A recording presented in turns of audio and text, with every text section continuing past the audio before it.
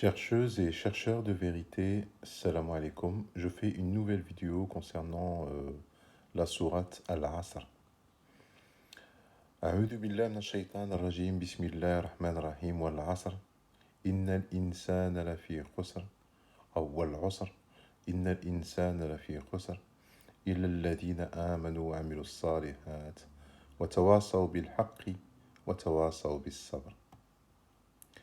Donc, à première vue, quand on lit la sourate, on s'aperçoit que ceux qui ont donné le sens à cette sourate et qui l'ont donné, qui ont mis des voyelles, bon, je ne veux pas encore dire encore une fois les sunnites, qui ont mis des voyelles, ont falsifié la sourate et ont donné à Dieu le rôle du méchant. Alors que Dieu, il dit qu'il a fait descendre le Coran pour nous sortir des ténèbres vers la lumière. Et moi, en lisant le Coran comme ça, je m'aperçois que Dieu, il n'a qu'une chose en tête. Il attend que le temps passe. Et il jure par le temps que les gens de toute manière seront en perdition. Et à la fin, il te dit, sauf ceux qui croient et accomplissent les bonnes œuvres. Sauf s'enjoignent mutuellement la vérité, s'enjoignent mutuellement l'endurance. Donc la sourate, elle ne m'aide pas. Alors, elle a été falsifiée finalement. L'Asr ne veut pas dire, n'a rien à voir avec le temps. L'Asr, ce n'est pas le temps.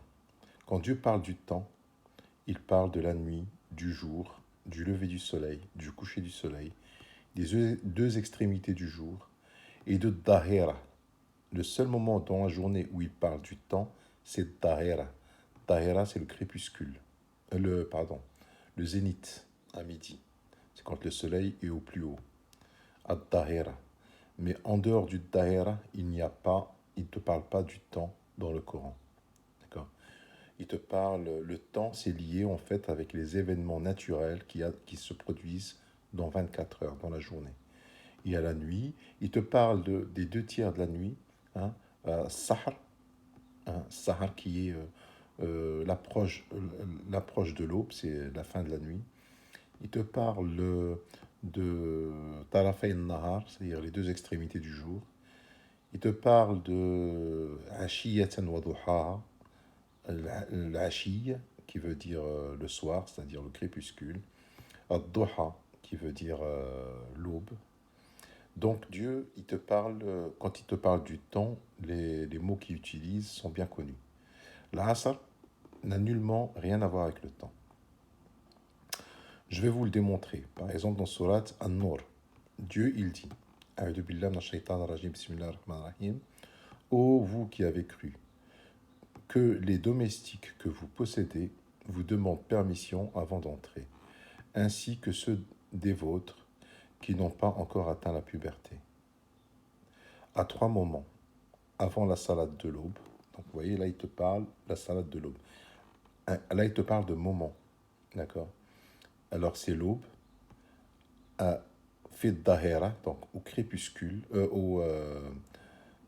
c'est-à-dire au zénith de midi, quand vous enlevez vos vêtements, c'est-à-dire au moment que tu fais la sieste au milieu de la journée, ainsi qu'après la salade de la nuit, al-Isha, la salade, après la salade du crépuscule. Donc il y a l'aube, crépuscule, et il y a Dahera, c'est-à-dire le zénith. 3 occasions de vous dévêtir. Donc là, Dieu résumé les moments de la journée, quand il te parle du temps. Ça, c'est lié avec le temps. Donc, Al-Asr ne veut pas dire temps. Ça veut dire autre chose. Vous allez voir. On va prendre par exemple Surat An-Naba. Par exemple, Dieu il te dit. Alors, l'Asr, c'est un nom qui vient du verbe Asara Yasiru. Asara Yasiru. La Asara dans la langue arabe veut dire pressoir, presser. Tu presses quelque chose. Et ça veut aussi dire au moment où les hommes sont dans un pressoir, c'est dans un moment de difficulté. Par exemple, ici, Dieu te dit et fait descendre des nuits une eau abondante, des nuées, une eau abondante. Donc nuée qui veut dire mu'assirat. Mu'assirat, c'est un nuage chargé d'eau qui, où descend la pluie. C'est une nuée de nuages chargés d'eau, où descend la pluie. Alors là, le verset décisif, c'est celui-là. Donc vous voyez, quand il te parle du temps, il te dit wal fajr, wal layalin ashar, wal shafi'i wal watr, wal layli idha yasr. À l'aube, par l'aube. Là, il jure par l'aube. D'accord. Et par les 10 nuits, par la paire et l'impaire, et par la nuit quand elle s'écoule. Donc là, on va aller dans un autre verset, Surat Yusuf. Celle-là, elle est décisive. Lorsque Youssef devait réaliser le rêve du roi, parce que le roi faisait des cauchemars, hein. Il rêvait qu'il y avait 7 vaches. Bon, ça, c'est une autre histoire. Je vous ai démontré dans une autre vidéo que Sabéine ne veut pas dire 70. Sabéine veut dire autre chose. Bon, bref. Alors, qu'est-ce qu'il a dit, Youssef, à un moment dans le verset 48? Viendront ensuite 7 années de disette, qui consommeront tout ce que vous avez amassé pour elles, sauf le peu que vous aurez réservé comme semence. Puis viendra après cela une année où les gens seront secourus et iront au pressoir. Donc ils ont dit le pressoir, ça veut rien dire. ثم يأتي من بعد ذلك عام فيه يغاث الناس وفيه يعصرون. C'est-à-dire que les gens يغاث ثم يأتي من بعد ذلك 7 شداد يأكل ما قدمتم لهن إلا ما تحصنون وذلك عام فيه يغاث الناس وفيه يعصرون. C'est-à-dire, yuratun nas, ça ne veut pas dire qu'ils seront secourus. Yuratun nas, ils seront, comment dire, ils demanderont au secours, tellement qu'ils auront faim.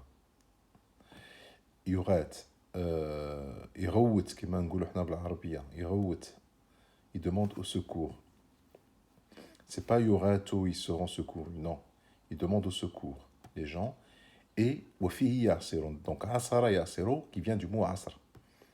Et ils seront dans un pressoir, c'est-à-dire que ils t'apprennent en fait dans les réserves qu'ils ont dans leur corps. Ils vont s'amaigrir, d'accord.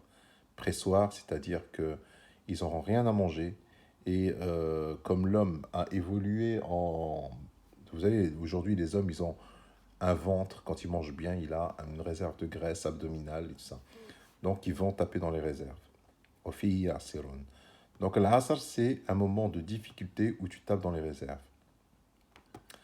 Donc Dieu, on revient sur l'asr, wal usr, c'est pas wal asr, wal usr, c'est-à-dire par la difficulté, l'homme est certes en perdition.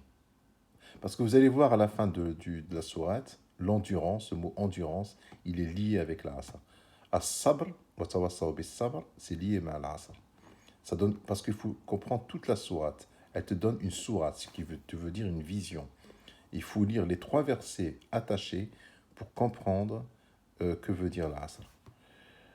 Par la difficulté, l'homme est certes en perdition.